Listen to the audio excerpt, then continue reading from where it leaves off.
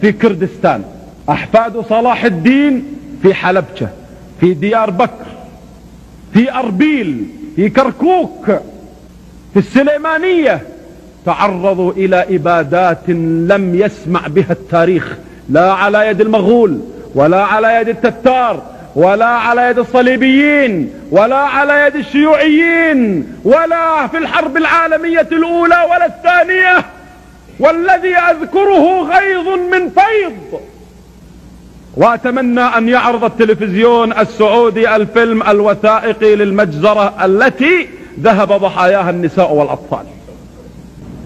ماذا فعل؟ مئات الألوف عندما ضربهم بالغازات، غازات الخردل، وهذه غازات عجيبة لا ترى بالعين وأثقل من الهواء، تنزل في المكان النازل، بحيث الإنسان بطبيعة الحال إذا سمع القصف أين يذهب؟ إلى المخابئ والجحور والأقبية. هذا الغاز مصنوع يدخل في الجحور والأقبية وعند مجاري المياه، لأن الإنسان عندما يجري من القصف يعطش، أين يذهب؟ يذهب ليشرب ماء، قبل أن يضع فمه إلى الماء يموت. وشاهدنا على مدى البصر أطفال يتلبطون كالجراد المنتشر ميتين عند مصبات المياه، وشاهدنا أطفالا يجرون والطائرات من فوقهم تقصف. والله إن الطفل لا ينكفع على وجهه على الحجر فيتسلخ من شدة الاصطدام في الأرض فلا يحس بالألم من الرعب، يسقط ويجري يسقط ويجري يسقط ويجري ولا يحك يده من شدة مطاردة الطائرات له.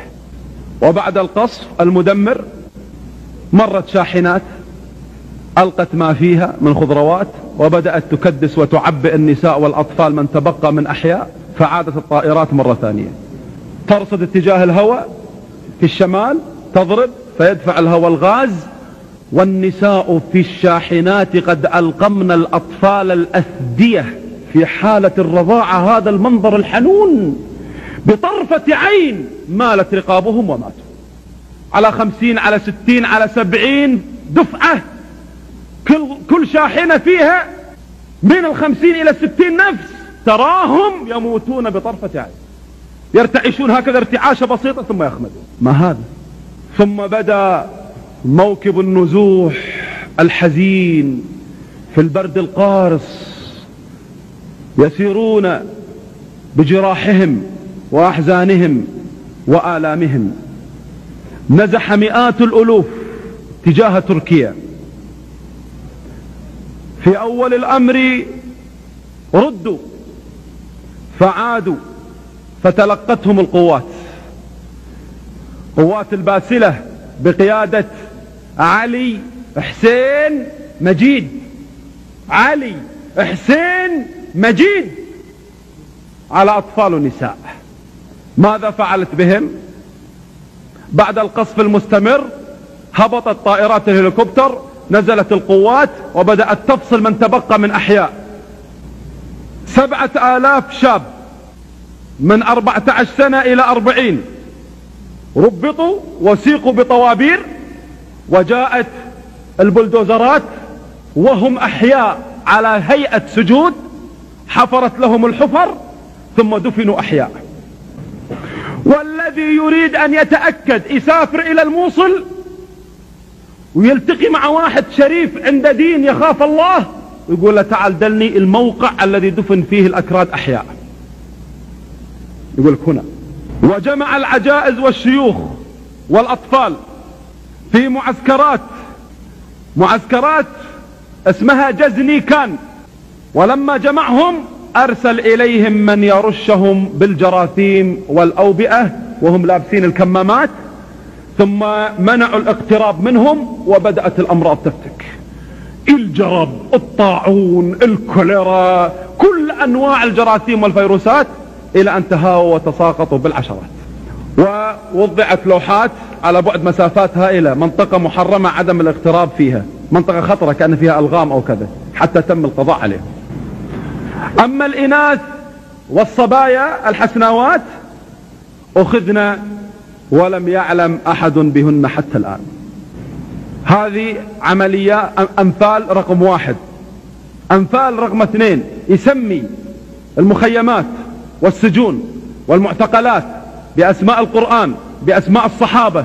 حتى الأكراد يكرهون القرآن ويكرهون الصحابة ويبغضون كل شيء اسمه عربي. مخيم عثمان بن عفان، مخيم عمر بن الخطاب، معسكر خالد بن الوليد. فلما يجد العذاب في معسكر اسمه خالد بن الوليد يكره خالد بن الوليد. وين مودينا عند خالد بن الوليد؟ منين جايبينا عند خالد بن الوليد؟ فيحقد على التاريخ الإسلامي والتراث الإسلامي بهذه الوسيلة العجيبة، ويصبح كلمة خالد بن الوليد معناها ايش؟ معناها العذاب الذي لا ينقطع. أنفال 2 أخلى قرى هجر وأقضية نواحي قلعة دزة، وهي أغنى منطقة زراعية موجودة هناك، فيها العنب وفيها الفواكه وفيها الخضروات. أخلاها تماما. أول ما بدأ رش الخضروات والفواكه بالمبيدات فقضى على كل شيء أخضر. ثم بعد ذلك غور منابع المياه فلم يبق قطرة ماء واحدة. شوف كما قال الله: فإذا تولى سعى في الأرض ليفسد فيها ويهلك الحرث والنسل. ترى الآن الصورة الحقيقية لهذا. ثم بعد ذلك أجبر أهلها على الخروج بطريقة وحشية. اسمعوا الطريقة، طريقة تخريج أهل هؤلاء القرى والمدن. يفصل الزوج عن زوجته، ويفصل الأخ عن أخته، ويفصل الولد عن أمه، حتى الطفل الرضيع يقتلع من صدر أمه ويخليه الأم في الشمال والطفل في الجنوب.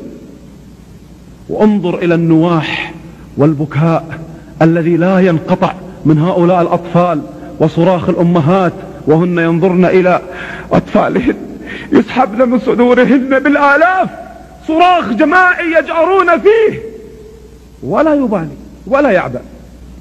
وتقسم الأطفال، ومن عجيب ما فعل بهم أنهم شتتهم، فما ترك قريب مع قريب ولا طفل مع أمه. وحادثة واحدة في القرآن حدثت لأم موسى نبكي عليها حتى الآن كلما سمعناها، وأصبح فؤاد أم موسى فارغا إن كادت لتبدي به لولا أن ربطنا على قلبها لتكون من المؤمنين. ففرغ أفئدة الآلاف من النساء حتى هذه الساعة لا يدرون أين ذهب بأطفالهم. أين أجهزة الإعلام لم تخبرنا بهذا؟ إن هذا له حوبة وعقوبة، نسأل الله أن يسلم منها. يا رب أم طفل حيل بينهما كما تفرق أرواح وأبدان، وطفلة مثل حسن الشمس إذ طلعت كأنما هي ياقوت ومرجان، يقودها العلج للمكروه مكرهة والعين باكية والقلب حيران. فجائع الدهر أنواع منوعة، وللزمان مسرات وأحزان، وللحوادث سلوان يسهلها، وما لما حل بالإسلام سلوان.